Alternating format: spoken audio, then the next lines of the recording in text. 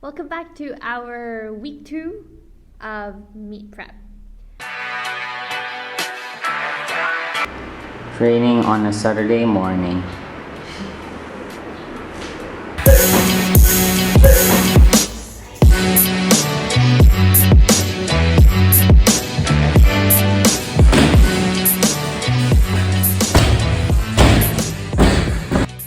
There are a few things that we would like to update everyone.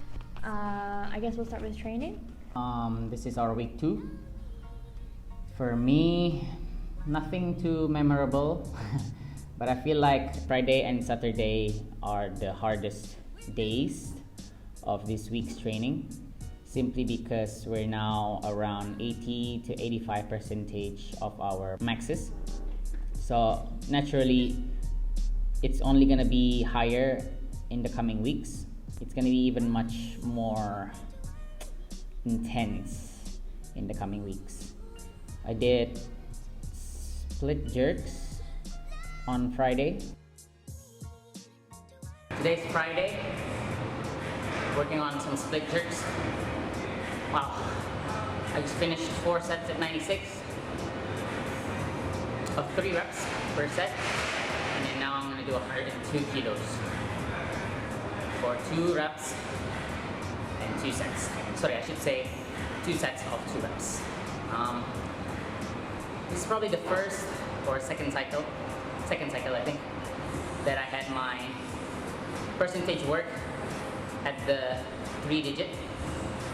So dreading it, to be honest, even though I love split jerks. I just wish I had jerk blocks here at the gym.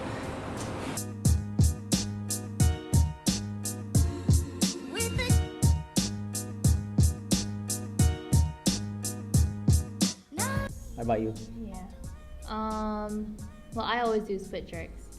For those of you who don't know, I switched to split jerks from push jerking for years. I've switched to split jerks in July, around July. So ever since then, I haven't done a push jerk. Not one. Not one push jerk in training. I've been doing split jerks from then on. So most of my training that involves anything overhead or a jerk would be a split jerk. So I've been doing lots of triples for there, lots of re-racks. Classics have gotten pretty heavy, so we've gone up to 85% for triples. So that's gotten pretty heavy. But we're excited for what's to come because, well, for me, it's starting to feel a bit more routine than the previous cycles to be doing things like triples at 80 or even pushing for triples at 85. Feels good. A grind, but good. Speaking of re-racks on split jerks, I had to sit out a few sets, actually a few days I had to sit out split jerks or anything that involves like a re-rack back to my front rack because I've been having like wrist issues, and it's not something new. I've always had wrist issues for years, but I think ever since last year I've had like a weird thing going on with my wrist, so it's come back, I think, because of overuse and overwork. As you all know, we haven't really stopped training since early last year, so it's probably just in like an overwork. So we did get it checked. We went to our physio. Yeah, Heidi. Yesterday. We had 2 hours, so 1 hour each person. I did, well, usually when we go to Heidi, we usually go for a both dry and blood cupping. Mainly for me, around the shoulder areas and my quads. Surprisingly, since the year started, my quad tendonitis hasn't been acting up, so nothing much, just maintenance work with Hyrie. Yeah, we love going to Hyrie. Hyrie was one of those who has helped keep my migraines at bay.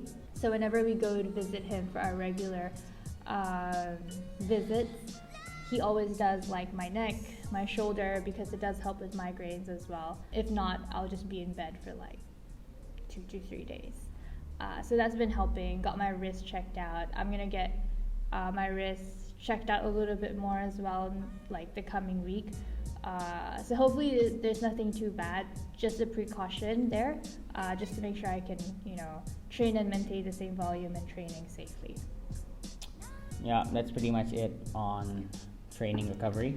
We had our second fundraising class, which is the partner workout. Partner workout fundraising class. Basically, what we did was we even up the number of people in the class and then make sure each and everyone are partnered up to hit all the workouts.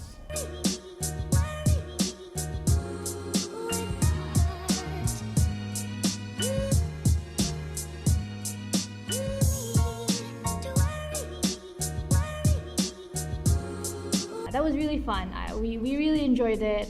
We hope everyone enjoyed it too. It was great seeing friends. Yeah, familiar faces. Yeah, familiar faces and just some new people. Yeah. And then doing the workout just for fun. Yeah. Nothing too crazy. I hope it's nothing too crazy. But it's been a pleasure having everyone come over for the fundraiser, and it was just good fun. Yeah. We're glad to have hosted that. Speaking of fundraising, we would like to update everyone. Hopefully by next week on our website, we can already have like a live update, I think, of our funding. But we'll just update you guys in this vlog.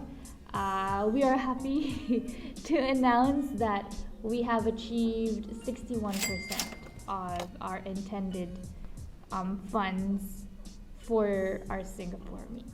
Yeah, 61%, more than half. That's a lot. And then we wouldn't have thought that we would even reach 50%, No. let alone 61%. So regardless, we are very thankful for everybody's donation.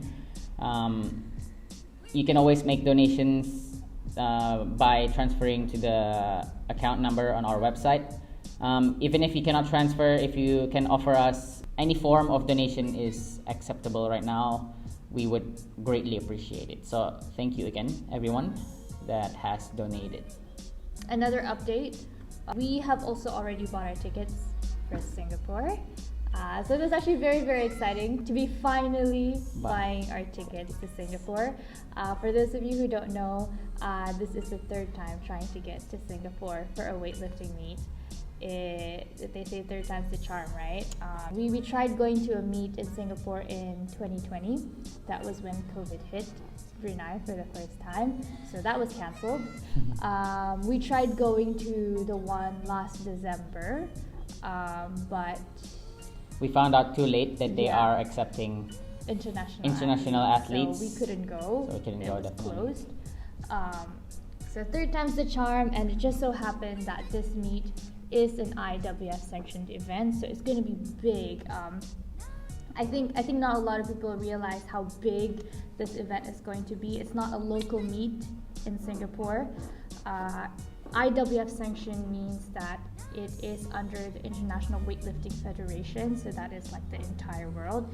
And because this is a qualifier to get to Commonwealth, the Commonwealth that's happening later in the year in Birmingham, they are bringing the countries who are involved in the Commonwealth are also coming down to compete. So you're looking at big names from India, Bangladesh, Malaysia, basically the region in the area that are under the Commonwealth countries. Yes. And we really do appreciate the support, guys. We are going there for the first time ever. This will be the first time Brunei will be appearing in an IWF sanctioned event. Is it? I think second, because someone did go to an IWF sanction. Oh, the Asian Games. Yeah, the Asian Games last 2 years, I think. No. 2018. That's not last 2 years. That's 4 years ago. 4 years ago. Wow. That was in Palembang, Jakarta. Yeah. Somewhere there. That's how I remember it. So that was also IWF sanctioned because it's the Asian Games. Yeah, but somehow it wasn't being put out. Yeah, so hopefully it'll be the first time for Brunei to get to the Commonwealth in weightlifting. In weightlifting, yeah. So hopefully this gets to get out there. So we just really want people to be aware of where we stand in the competition, because, well, it is our first time, and it is also the first time that like a majority of the community is aware that we are going, and we are not anywhere near the top guys. Like, that is something that we need people to understand. We are not anywhere near the top, but this is a very necessary step. We have to suck for the future generation to have a chance at being at the top. I don't know how many years down the road we will get Olympic medalists, but if we don't do this, we will never get Olympic medalists. So it's a big step. It's a big step. It's a big platform. We are gonna be up against big names. Experienced lifters. That's how big this is going to be, and those lifters are younger than us. We are both 26. That is already, I think, for our first meet, that is already pretty old. Yeah, because elite weightlifters, at least, at our age, should already be at their peak. And they should be lifting the most weight at around this age in time, because they have started way younger, 20 years prior to this day. So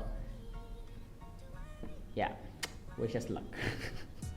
We can promise that we are doing our best in training. We're doing our best in everything to get as good as we can, as strong as we can. Never say never, right? We have a few more years ahead of us. Obviously, Paris is the goal, the main goal. And then after that, who knows? We'll be 29 by the time Paris comes along. Who knows? We might still be competing after that, past 30. So we will see. But we will try our very best in these few years and get to our strongest and peak by the time Paris Olympics comes around. Thank you very much, everyone, for supporting us and especially believing in us. It really does help. Thank you very much. Especially during training when things don't really go your way. At least, there are people who believe in you. I think now going to training just has more purpose. There's some kind of unspoken pressure for the two of us. So for the days that we are so lazy to train, the announcement that we made just made like a little pressure for us to train harder and to actually take action instead of procrastinating. Yes.